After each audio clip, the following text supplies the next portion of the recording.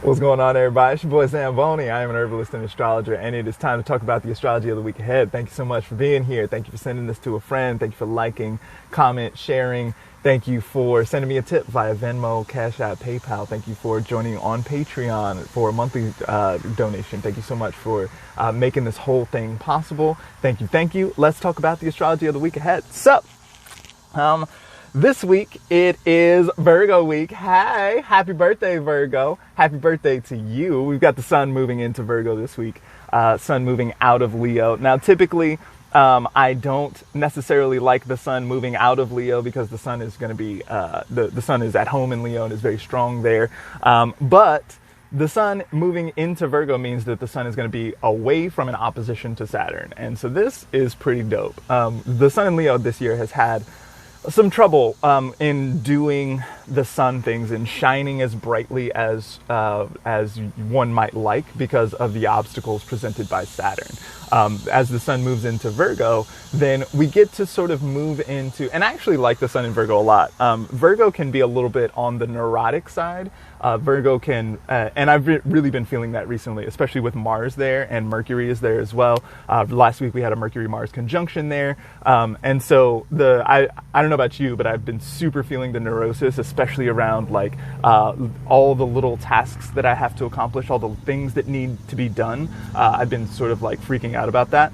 And so Virgo is a sign that is ruled by Mercury. And so Mercury by its nature is kind of scattered, right? And Mercury back and forth, the sort of like transition between that and this and forth and back is going to be the way that Mercury just operates normally, right? And then we add Mars to that equation, and it turns into like here we can see aggression, we can see too much going on, we can see a lot of energy certainly, but perhaps moving toward anger or frustration or something like this. It's a little bit Mars is very energetic. I like to think about the way that Mars might operate, especially in this context, as being like cocaine or something like this, right? So it's very energetic, but not necessarily happy.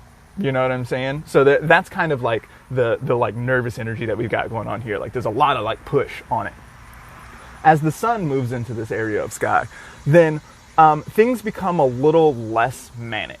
So one of the things that I really like about the sun is that the sun operates with warmth, and Mars is very warm, right? But Mars is associated with intemperate heat, whereas the sun is associated with warmth, like the warmth of vitality, the warmth, like we're talking about like body temperature kind of warmth, right? We're not talking about fire, the fire that forges metal, right? That's what Mars does. Mars is a blacksmith. Mars wants that super hot, like melt metal with it. The sun, on the other hand, is much more sort of slow and continuous with the warmth. You know what I mean? In the way that sunlight sort of warms everything. And there's such a thing as too much sunlight, and it can be really hot and all this sort of stuff. This is the time of year when a lot of North Americans, where I'm from, really experience the heat of the sun, right? But at no point are we talking about like melting. We're not talking about molten anything when we're talking about the sun, unless we're talking about the actual sun, and that's not what astrology wants to talk about at all. So that kind of slow burn, I actually think, is really great for Virgo. Virgo really appreciates the consistency of that. Virgo really appreciates how clean that burns, rather than the Mars, which burns super hot and like, oh, so much. Sun sort of like burns a little more cleanly and is a little more sustainable. That's one of the things that is really noticeable about the sun in general, is its consistency. It shows up in the same way all the time. It doesn't change very much. It never goes retrograde. Like these are the kinds of things that we kind of want, especially when it comes to the taskmaster stuff, which is what Virgo really wants from us, especially with Mars here, especially with Mercury here as well. And so as the sun moves into Virgo this week, I'm pretty into it. It doesn't look like less work, right? You know, all of the little tasks and details and stuff, that's still, the sun is going to shine a light on that. The sun is going to spotlight that and be like, okay, well, so are you doing the work? But the good news here is that there is this kind of like, it feels a little bit less like spike and crash to me. And there's a little more of this kind of like rolling, like, let's go, let's continuously do this kind of work. And so I'm pretty excited about that. Now the Virgo stuff is still a little confounded, right? We've still got, so it's all ruled by Mercury, and Mercury is here present in Virgo next to Mars, which is, so Mercury, Mars, we're looking at like angry words or conflict and tension around communication. We're looking at debates and arguments, these kinds of things, right? And even though we had the exact conjunction last week, we've still got Mars and Mercury more or less right next to each other. And so we're still going to have this kind of stuff going on. The other thing is that Mercury this week is going to make an opposition to Neptune in Pisces. So Neptune in Pisces is super confounding for the Mercury stuff. It's confusing. That's going to happen this week. The opposition is going to go exact this week, early in the week. And then as Mercury moves away from that, then we actually do get a few days of this really nice Mercury, really nice, clean, like able to get a lot of stuff done kind of Mercury in Virgo. We get that toward the end of the week, and that is super helpful, I think. But this whole Virgo situation has been a little bit difficult.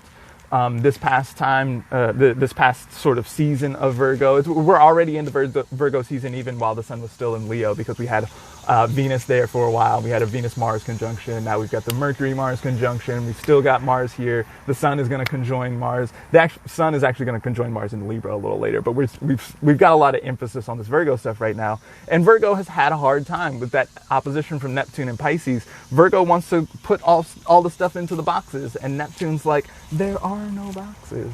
It's all the one universe. Don't you know that it's all a dream? Which can be a little annoying when you're trying to like do your taxes or something like this, right?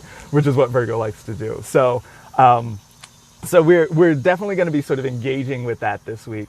But I definitely feel like this wants to be a little less manic, a little less crazy, and it feels like something that is super. I don't know, the possibility really comes through for me. It feels good to me. One of the other things that leans towards possibility is we've got Venus in Libra. Hey, I super like Venus in Libra. Maybe it's because I have Venus in Libra, but Venus in Libra is like very diplomatic and able to gracefully engage with problems and whatever, right? And this Venus in Libra now is making a trine to Saturn in Aquarius. And so this is great. As far as I'm concerned, especially since last year we had Venus in Libra, it was opposite to Mars in Aries and square to Saturn in Capricorn. That's a Venus in Libra that's actually going to get beat up a little bit, a lot of it even. And so that's, and I don't know about you guys, but I definitely experienced that last year.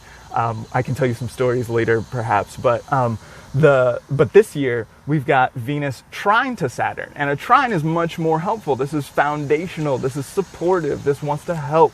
And in the air signs, then we're looking at some kind of communicative situation here. We're looking at friends talking and building together. We're looking at some kind of breathwork practice that is generative and helpful, that maybe helps with the, Saturn still wants to talk about systems management and efficiency and discipline and accountability and all this sort of stuff. Venus just adds a little bit of fun to that. Like, isn't it fun to, when everything works properly, doesn't it feel good when everything is flowing and all this sort of stuff? Doesn't it feel good to take the time to breathe and center before trying to do any of the systemic work?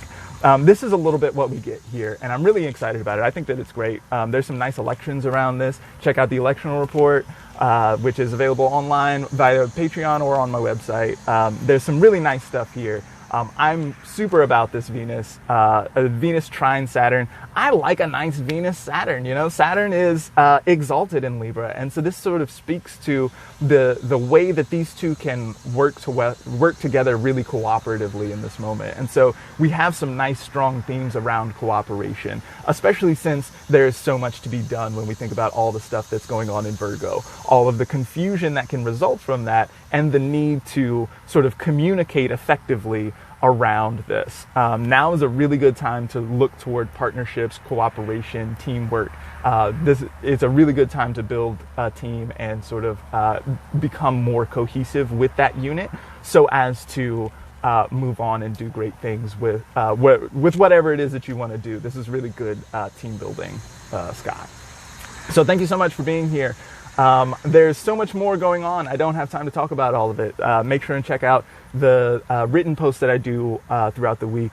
Make sure and check me out on Patreon if you want to learn how to do this sort of thing yourself. If you want to learn how to understand astrology a little better, check me out in those places. I've already run out of time. I can't even do any more plugs. Thank you so much for being here. I appreciate you so much. Happy birthday to Virgo. I will see y'all next time.